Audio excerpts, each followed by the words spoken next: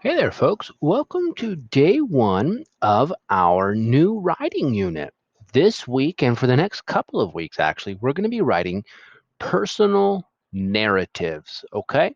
And so, if you'll remember the writing process, you'll notice that we have a new genre, personal narratives, and we're going to this time try to go all the way through with the descriptive paragraphs. We kind of stayed in the drafting one just because I wanted to practice. Now that we kind of know how to do that, we can use those craft moves and techniques and all that practice that we did and use it in these personal narratives. And for this, we'll probably try to go all the way through the writing process. But we're going to start with immersion. And so all of the slides that are this color are going to be the immersion slides. So let's take a look here. If we want the fancy definition of a personal narrative, it is a personal story about a memorable experience that usually takes place over a short period of time. Ooh, so fancy. I should have put this over here. That would have been smart.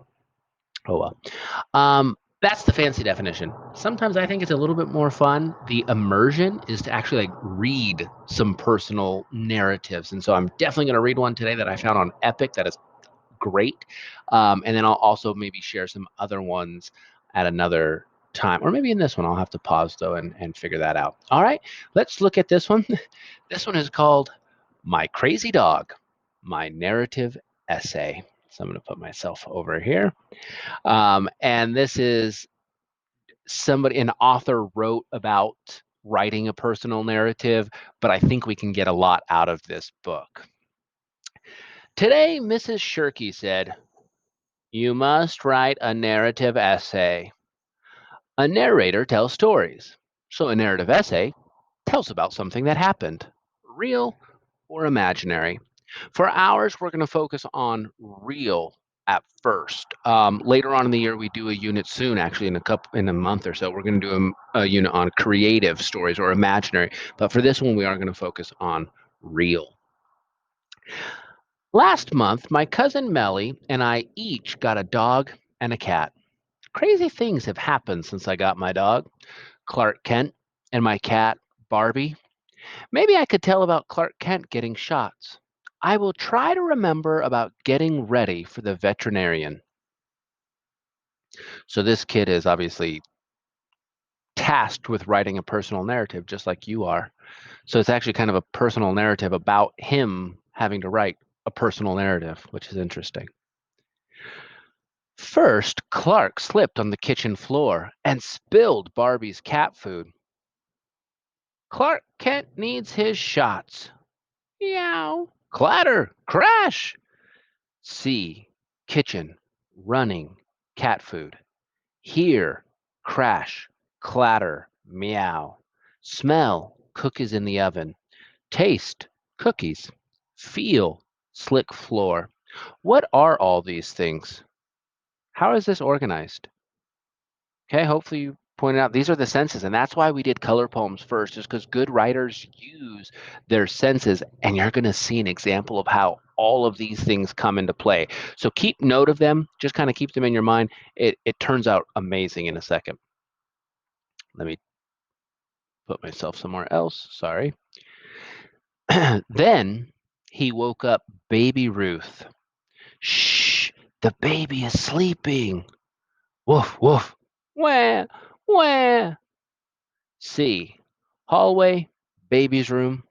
Hear, crying, barking, wah, woof, shh. Smell, baby powder. Taste and feel don't have anything. We've talked about that. Not every sense has to be used in every part. Make sure I'm not hiding anything. Next, Clark ran outside. Look out!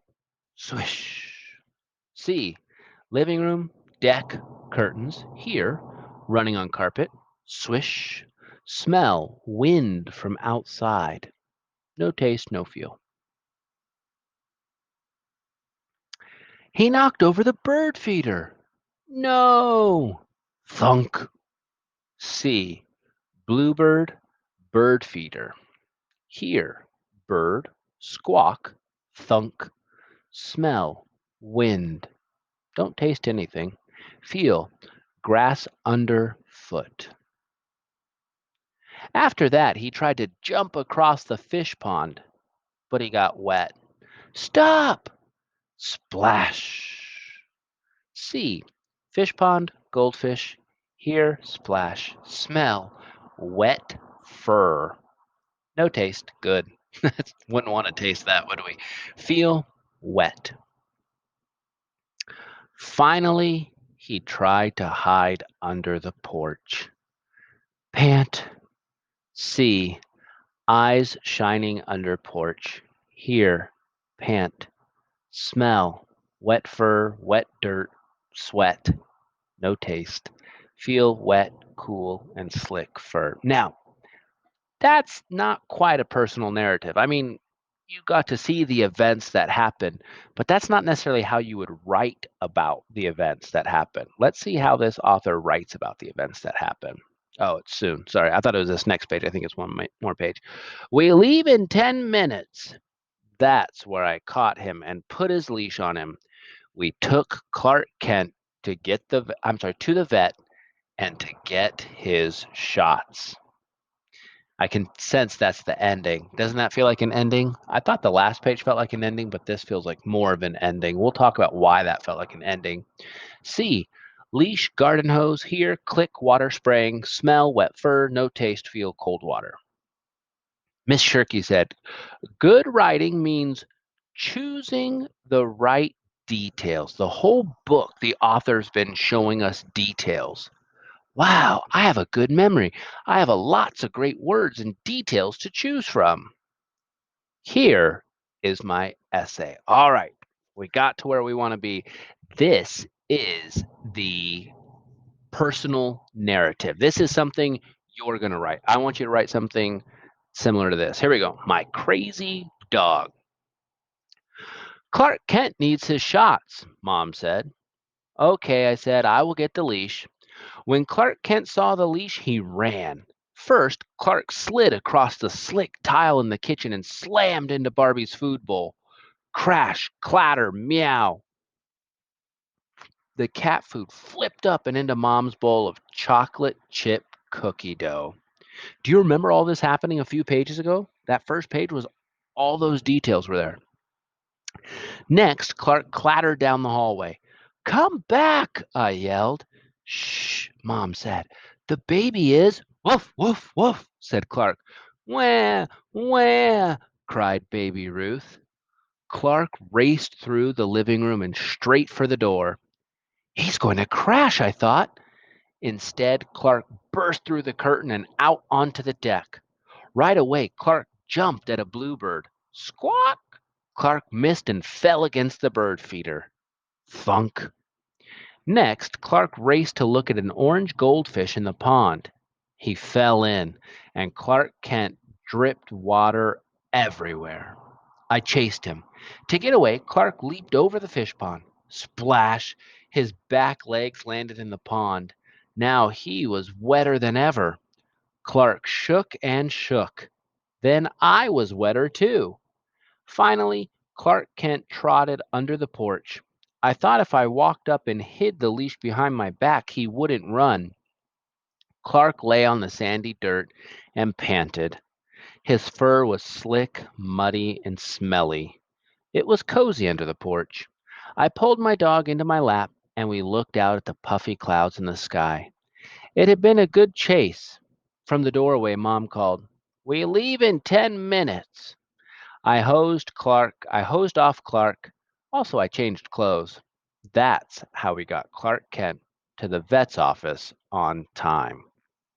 I think that is so brilliant how they showed you everything that happened, but in form. Let's finish this book and then we'll come back to this page. At the vet's office, I let Clark Kent sit in my lap so that the vet could look at him. The vet gave Clark 3 shots. I wanted to cry, but Clark didn't mind, so that was okay. On the way home, Mom said, After that chase this morning, it's time for you to take Clark Kent to obedience school. When I got home, I wrote an opinion essay for Mom about why Clark doesn't need obedience school. It didn't work. We start next week. And that is a narrative essay. They tell you a lot of really great stuff. We actually might zoom in. I will take a screenshot of that and use it. I'll put this on your slides because that's actually a really good set of reminders that you might want to use.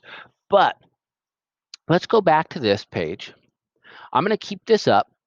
And what I'd like you to do, remember, you can always search for this book on Epic in case you can't see, but make your video go full screen and you'll see better.